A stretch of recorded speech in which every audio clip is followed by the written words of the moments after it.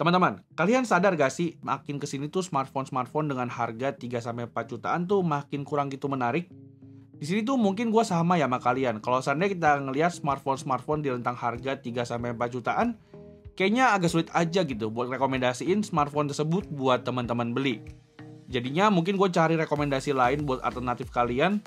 Dan ini tuh jatuh pada OnePlus 8 nih, yang harganya tuh sekarang cuman 3,8 juta aja. HP itu bisa teman-teman dapetin di harga 3,8 juta di marketplace online, tepatnya di toko WT Teknologi, yang dimana menurut gua dengan harga yang ditawarkan tersebut, ini tuh menurut gua levelnya kayak jauh lebih worth it gitu. Kalau seandainya teman-teman bandingin sama smartphone mid-range yang ada di rentang harga 3-4 jutaan. Dari segi spesifikasi, desain, dan juga build quality, HP ini tuh menurut gua jelas aja jauh lebih unggul ketimbang smartphone mid-range sekarang. Dan kebetulan juga gue itu udah pakai HP ini kurang lebih sekitar 1 bulanan ya. Dan di video kali ini gue bakal kasih tahu gimana rasanya pakai OnePlus 8 di tahun 2023.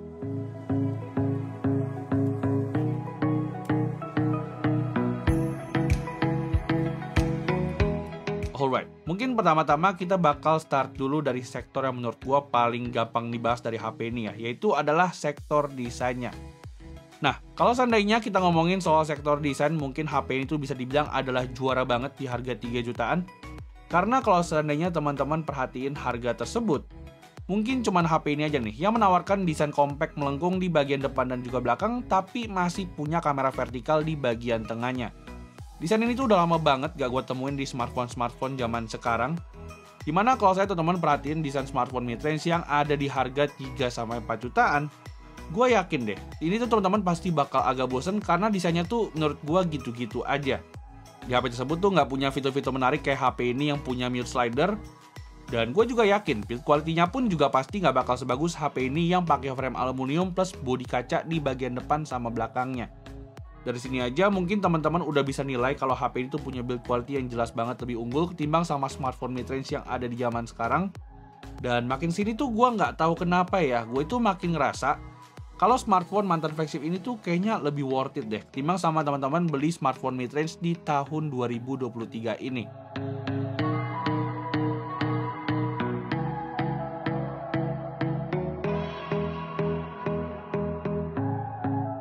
Nah, lanjut ke sektor kedua, kenapa gue rekomendasiin HP ini buat teman-teman beli, sebenarnya ada di sektor layar sama multimedia experience-nya nih, yang menurut gue tuh masih ciamik banget di tahun 2023. Di sini HP itu masih dibekalin sama panel Fluid AMOLED dengan layar 6,55 inch, yang dimana untuk resolusinya pun HP ini udah tajam banget ya, yaitu Full HD Plus sama punya refresh rate 90 Hz. Ngomongin soal refresh rate sendiri, mungkin teman-teman tuh bakal nanya apakah refresh rate 90 Hz masih reliable di tahun 2023. Di sini sih kalau menurut gue pribadi layar 90 Hz masih oke banget ya, karena ini adalah layar 90 Hz-nya smartphone flagship. Jadinya tentu aja kalau kita ngebahas tentang overall experience-nya, ini tuh pasti bakal beda banget sama smartphone mid-range meskipun smartphone tersebut tuh udah pakai AMOLED 120 Hz. Teman-teman bisa lihat sendiri di sini tuh kualitas layar HP ini tuh kelihatan super tajam dan juga punya warna yang vivid. Dan buat teman-teman yang mungkin suka dengerin musik, HP ini menurut gue juga udah oke banget nih. Karena menurut gue setup stereo speaker yang ada di smartphone ini tuh menurut gue untuk kualitas suaranya punya clarity yang bagus sama punya bass dan juga high yang udah oke banget.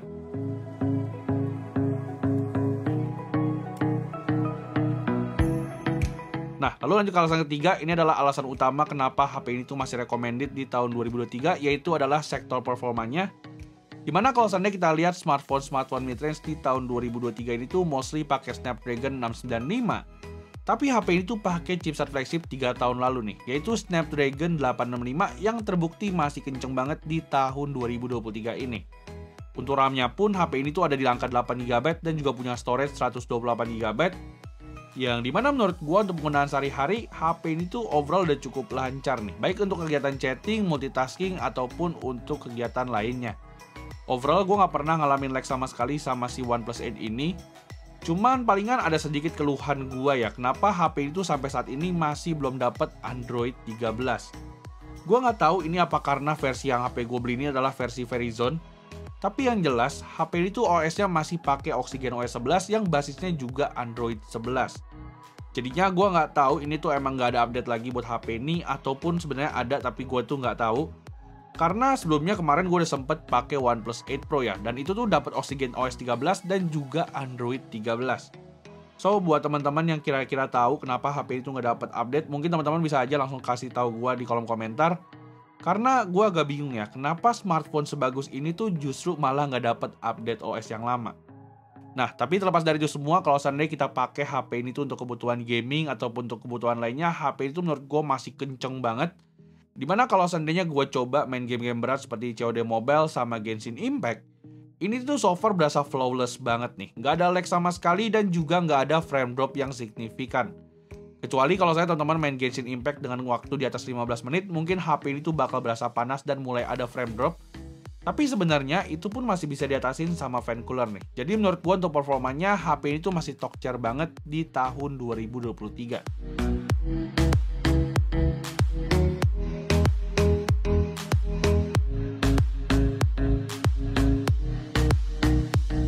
Nah, lanjut ke sektor berikutnya, yaitu alasan keempat gua kenapa rekomendasiin HP ini, yaitu adalah dari sektor kameranya.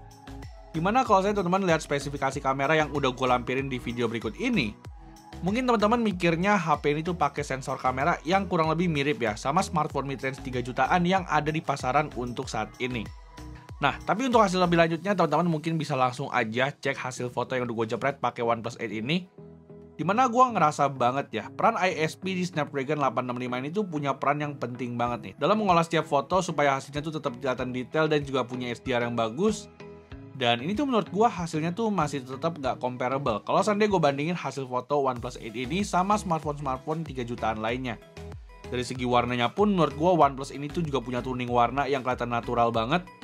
Dan buat teman-teman yang suka selfie pun gue juga yakin banget nih, teman-teman pasti bakal suka sama hasil foto kamera depan HP ini yang kelihatan detail dan juga punya viewing angle yang cukup lebar. Pokoknya teman-teman kalau seandainya suka foto-foto baik itu pakai kamera depan ataupun kamera belakangnya di kondisi siang ataupun di malam hari, mungkin gua bisa rekomendasiin teman-teman buat coba beli HP ini deh. Karena dengan harga 3 juta sampai 4 jutaan, teman-teman nggak bakal bisa nemuin performa DLED dan juga low LED yang sebagus si OnePlus 8 ini.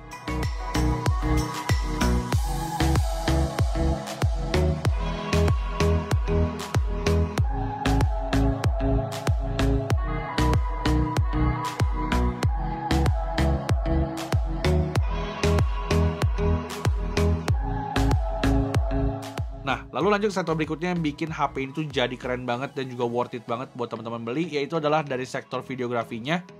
Dimana teman-teman bisa lihat ya, hasil video dari si OnePlus 8 ini tuh menurut gua keren banget nih. Karena bisa record di 4K 60fps dengan stabilisasi yang juara banget. Teman-teman bisa lihat sendiri hasil videonya tuh kelihatan tajam dan juga super stabil. Sehingga menurut gua kalau saya teman-teman pengen beli HP ini untuk dokumentasi ataupun untuk vlogging, menurut gua ini tuh adalah something yang good deal banget buat teman-teman beli untuk teman-teman dalam membuat konten. So guys, jadi ini adalah contoh rekaman kamera depannya dari OnePlus 8.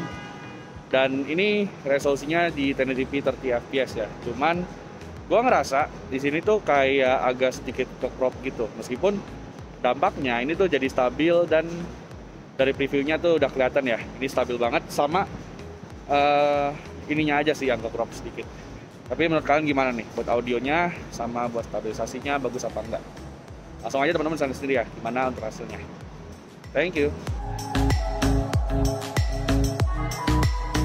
Lalu saat dari tadi tuh gue muji-muji HP ini dan gue bahas terus kelebihan dari si OnePlus 8 ini. Mungkin kita lanjut ke satu buah sektor terakhir yang mungkin bisa jadi deal breaker ya buat teman-teman yang pengen beli OnePlus 8 ini di tahun 2023. Yes, teman-teman tuh mungkin udah bisa tebak sektor apa yang gue maksud. Dimana sektor yang gue maksud ini adalah dari sektor baterainya si OnePlus 8 ini nih. Yang sayangnya cuma punya baterai 4300 mAh aja. Ukuran segini tuh tentu aja udah nggak pas di 4300 karena HP ini tuh udah dipakai kurang lebih sekitar 3 tahunan.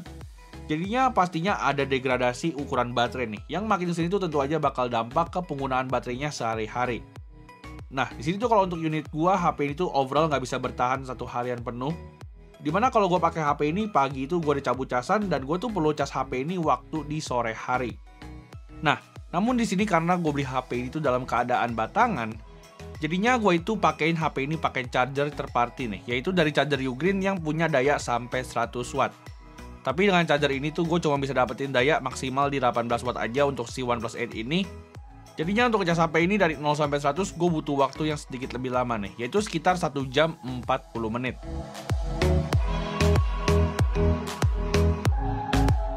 Alright, lalu lanjut sektor terakhir, yaitu kita ngebahas tentang kesimpulan si OnePlus 8 ini di tahun 2023. Untuk kesimpulannya sendiri, sebenarnya menurut gua dengan harga 3-4 juta, HP itu worth it banget nih. Karena secara speknya, HP itu menurut gua masih monster banget di sektor layar, performa, sama experience-nya. Dan ini tuh menurut gua nggak bakal teman-teman temuin di smartphone mid-range yang ada di rentang harga 3-4 jutaan. Fitur NFC pun juga masih tersedia di smartphone ini meskipun wireless charging-nya itu nggak ada. Dan untuk IMEI-nya pun so far gue aman-aman aja nih. Beli di WT Teknologi ini, HP ini tuh udah gue pakai sekitar 1 bulan dan sinyalnya ini tuh masih bisa dipakai. Setelah gue cek pun di Kemenperin, HP ini tuh IMEI-nya udah terdaftar. Jadinya tentu aja IMEI yang udah terdaftar ini tuh bisa jadi satu buah pertimbangan ya. Kalau seandainya teman-teman pengen beli di toko WT Teknologi. So untuk linknya gue udah taruh di kolom deskripsi.